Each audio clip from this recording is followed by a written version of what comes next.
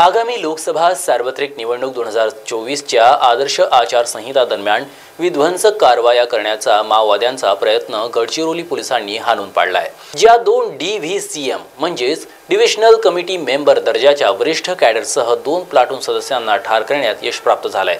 महाराष्ट्र शासनाने त्यांच्यावर एकत्रितपणे एकूण 36 लाखाचं बक्षीस जाहीर केलं होतं।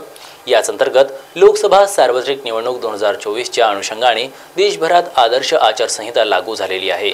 याच निवडणुकीच्या पार्श्वभूमीवर माओवाद्यांचा तेलंगणा राज्य समितीचे काही सदस्य हे तेलंगणा राज्यातून प्राणहिता नदी ओलांडून गडचिरोलीला आलेले होते।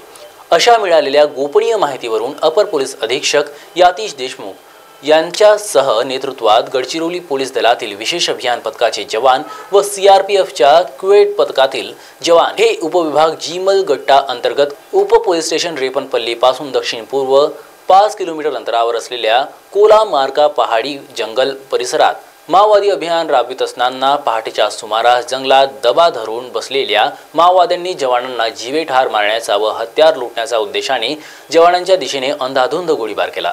त्यावेळी पोलिसांनी माओवाद्यांना त्यांच्या हातातील शस्त्र खाली ठेवून शरण येण्याबाबत आवाहन केलं असता माओवाद्यांनी शरण न येता पोलिसांवर आणखी जोरदार हल्ला चढवला। त्यावेळी जवानांनी प्रत्युत्तर दाखल व संरक्षणासाठी माओवाद्यांच्या दिशेने गोळीबार केला।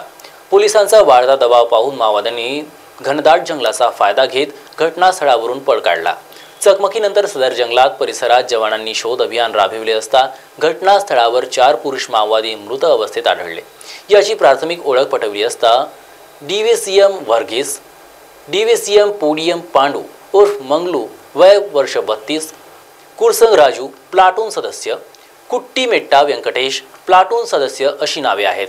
त्यांच्यावर महाराष्ट्र शासनाने एकूण 36 लाख रुपयाचं बक्षीस जाहीर केलं होतं। यासोबत घटनास्थळावरून 1 नग AK-47 रायफल, 1 नग कंबाइंड रायफल, 2 नग देशी बनावटी पिस्तूल, जिवंत कारतूस व इतर स्फोटक साहित्य मोठ्या प्रमाणात माओवादी साहित्याचं हस्तगत करण्यात आलंय।